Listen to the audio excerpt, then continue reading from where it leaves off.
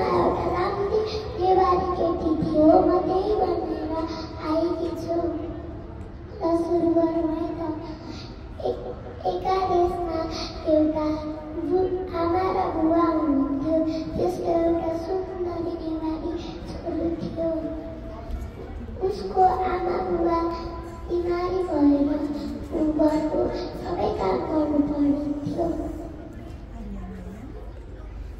एक दिन ऊ घाँस काट्दा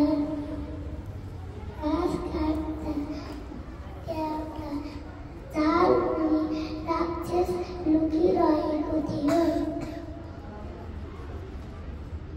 अर्को दिन पनि ऊ घाँस काट्दा राक्षस झालमुनि लुकिरहेको थियो।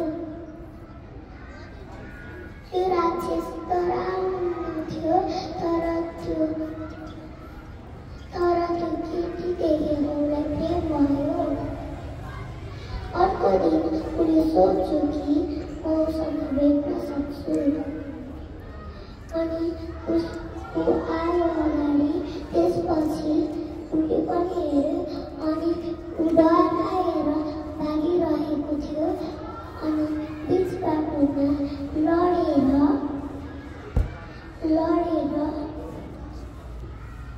त्यसपछि त्यो एउटा राम्रो केटा आयो। त्यसपछि मैले उसलाई उठाएर त्यसपछि के भयो भन्यो। अनि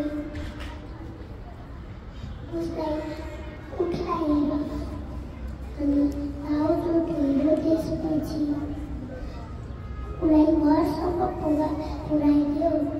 अर्को दिन घाँस काट्दा त्यही केटा भेट्यो।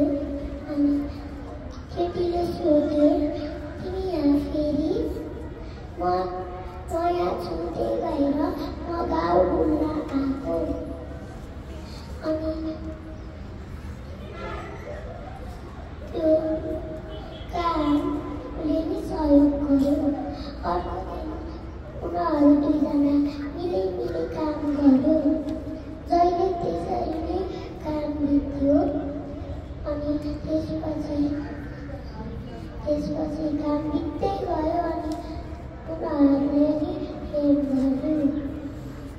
त्यसपछि अर्को दिन घाँस काट्दा एकछिन बोकेर भन्यो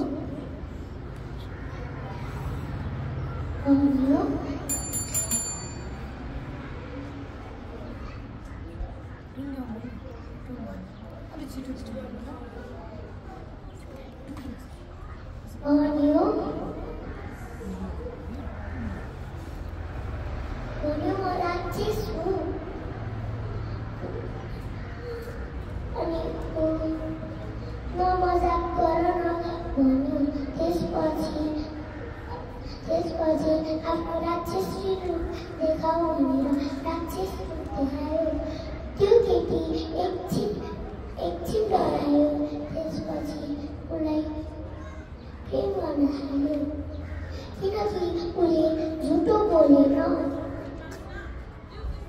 अनि त्यो एउटा गाउँले झालमुनि लुकेर सुनिरहेको थियो त्यो कुरा। त्यसपछि त्यो गाउँले राजासम्म पुगायो त्यो कुरा। त्यसपछि एक दिन राजाको दरबारमा गएर दुवैजना केटाकेटी गएर सोध्यो राजाले कि तिमी राक्षस हौ? म राक्षस, तर म। अनि राजाले सोध्यो, तिमी मान्छेहरूलाई खाना आएको? होइन, म मान्छेहरूलाई खाना आएको होइन।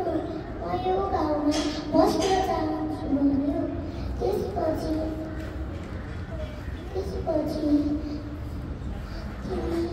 तिम्रो नाम के हो? राजाले सोध्यो। अनि राक्षसले भन्यो, मेरो नामै छैन। त्यसपछि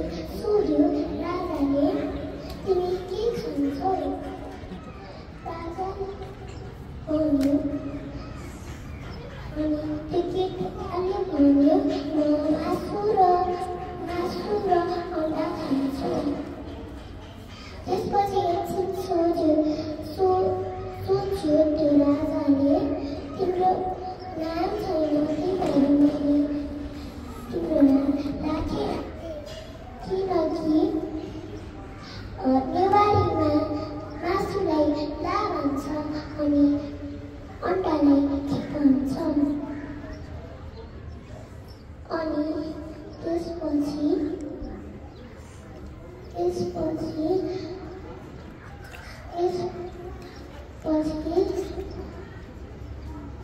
अर्को दिन रुकुमनी आनन्दले बसिरहेको थियो। अनि गाउँलेहरूले सोच्यो उसले मान्छेहरू खान्छ कि खाँदैन। त्यसपछि एउटा बच्चा पठाइदियो त्यो राक्षसलाई, लाठीलाई। त्यसपछि त्यो बच्चालाई जिस्कायो। 2-3 बार जिस्काएपछि उसले पिटी कुट्यो। त्यसपछि राजाले सोध्यो, तिमी एउटा जात्रामा नाच्नुपर्छ। अनि एउटा जात्रामा नाच्यो। अनि त्यसपछि नाचेर त्यही भएर